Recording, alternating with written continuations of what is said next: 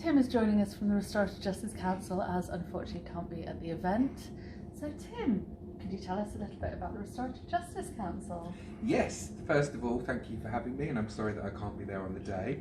The Restorative Justice Council is the national body for restorative practitioners in the UK, and we are there to help work with the government and police and crime commissioners and service providers across the country to ensure that there are clear forms of good practice of how to safely provide restorative justice, and also we are there to kind of champion and promote that in as many opportunities as possible across the country in different sectors within and outside of criminal justice.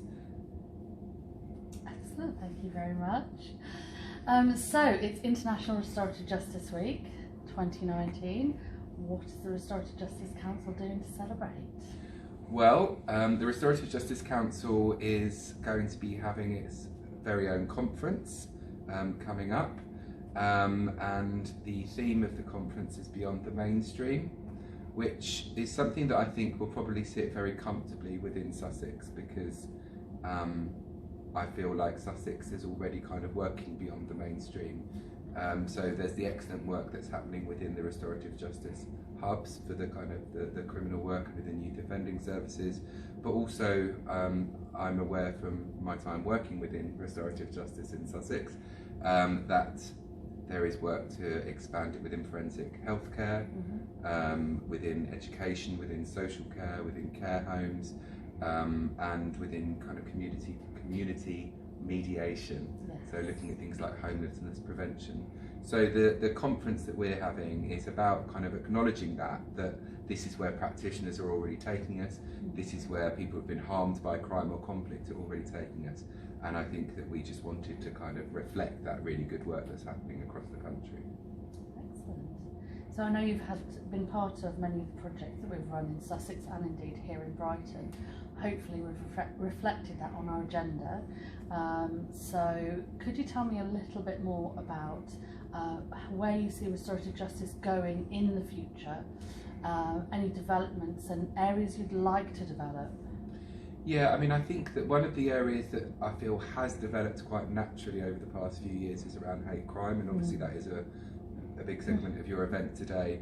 I think that as a practitioner within Brighton and Hove, that was something that we felt like we really wanted to be as equipped as possible in the run-up to the referendum and afterwards. We know that there was a big increase in reported incidents and crimes, and I think that some of the work that we began to look at in Brighton and Hove, both through the Restore Diversity programme that the police are organising and other work, is looking at how we can support people who have been harmed by the same type of incident, but perhaps not by the same harmer or offender, perpetrator, whatever you want to call that person.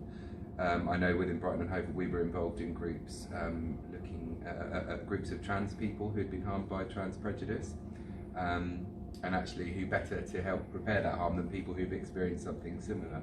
So there's something about that for me which I know is already happening in Brighton and Hove and Sussex and elsewhere, and I know that the YME project is really kind of exploring that, so that's brilliant. I think one of the biggest developing issues that I sort of feel like I'm seeing, both as a part of the Restorative Justice Council and just a human being in the world, is around kind of serious violence, gangs, drugs, etc. We're recognising, you know, the Home Office is reinvesting in a lot of work to try to tackle that, and I'm aware that there have been some restorative processes related to that. I'm not sure kind of how mainstream that is, and obviously some of that will be the complexity of those types of issues, in terms of how visible someone may want to be. And obviously we know that restorative, again, that's part of the beyond the mainstream. We know that restorative justice, restorative practices can be two or more people sat in a room, but it can also be so many more things as well as that. So I guess my personal feeling is I'd like to look at how that can work out, and I know that there is work within different police divisions and constabularies in the country looking at that, but certainly that would be something I would really like to see that we explore. And I think there's a lot of opportunities along that route where we're looking at serious violence and gangs and knife crime, which is very topical at the moment. So, you know, if you look at individuals who are drawn into that lifestyle, there is potential for restorative practice to manage that kind of conflict. So that's on a national scale. For you personally, obviously you're representing the Restorative Justice Council. Where would you like to see, so any kind of personal reflections on developments within the next year, perhaps, or 5-year plan? For the Restorative Justice Council, certainly I think that the Restorative Justice Council has had to kind of reflect on its main purpose and aims. Like many charities, funding has been an issue, so we've kind of had to really go back to basics. What are we there for? What is our reason for existing, really? And there are 3 key reasons, and that's what we've had to always hold in our mind over the. So I've been involved in the RJC for a year now, and we are there to champion restorative practice with government. As I said earlier, we're there to really advocate and promote it and ensure that any victim of crime or any person harmed by conflict is able to access that wherever they are in the country, just to try to make that as available as possible, as much as we can see. And also, I think an area where there is work happening but perhaps it's not as well coordinated or publicised is around all of the research that's happening. And again, YME is a really good example of that. We wanted to really raise the profile of that hate crime work, in addition to the great work they've been doing, which is why they're speaking at our conference, and they're in the most recent issue of Resolution. Certainly from our point of view, from what we're offering to our members, we were in a bizarre position where there were a lot of different types of membership, and some of that was linked to if someone had gone through an accreditation around being a service provider or a training provider or as an individual, which was great for boosting kind of membership numbers. We've had to really think about, well, what are you getting for your money? What do you get as a member? So what we will be speaking about at our conference in November is a progress report, really, on where we've got to with that.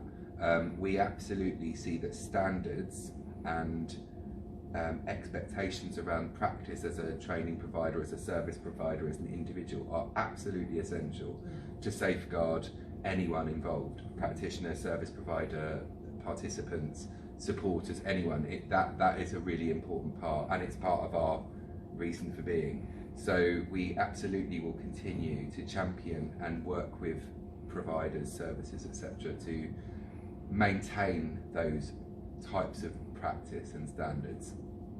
What we know is that the process in which you have to go through to become accredited was lengthy, and I say that with very much lived experience, having undertaken 4 of them in my time in Brighton and Hove City Council that were involved in restorative practice. And the conversations that I would always have with people who were doing it is that the end result is good, and the process of learning is good. You know, you have to kind of see what those standards are to then be able to reflect on your own practice, but that sometimes the experience may have been relatively painful because it's a lot of work. So we've really listened to that, and we are have been looking at how we can make that easier, whilst being able to champion those standards. So there's going to be a lot more coming from us over the next few months about that. Some announcements in November with the view to completing that by the end of the current financial year, which is what we committed to a few months ago. And I guess with standards, there's lots of opportunities for developing the skills and excellence within that field as we go into different areas of work, which is exciting, can't it? Yeah, I think being a membership organisation, we want, we are a council of members. So, the actual Restorative Justice Council is you and anyone else who is a member, and it's our membership that we take guidance from as much as they will from us in terms of how best to be a restorative practitioner. So yeah, exciting times and a lot for us to achieve in the next year, but we're getting there, and I'm glad that we could at least have a chat about this so we can have a presence at your event. Tim, thank you very much. Thank you.